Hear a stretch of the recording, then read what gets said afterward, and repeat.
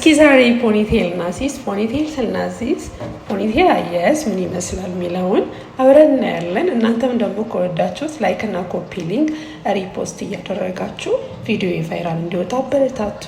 አመሰግናለሁ ላይክ ኮፒ ሊንክ ስለምታደርጉልኝ። እስኪ እስከ መጨረሻው እንሂድ።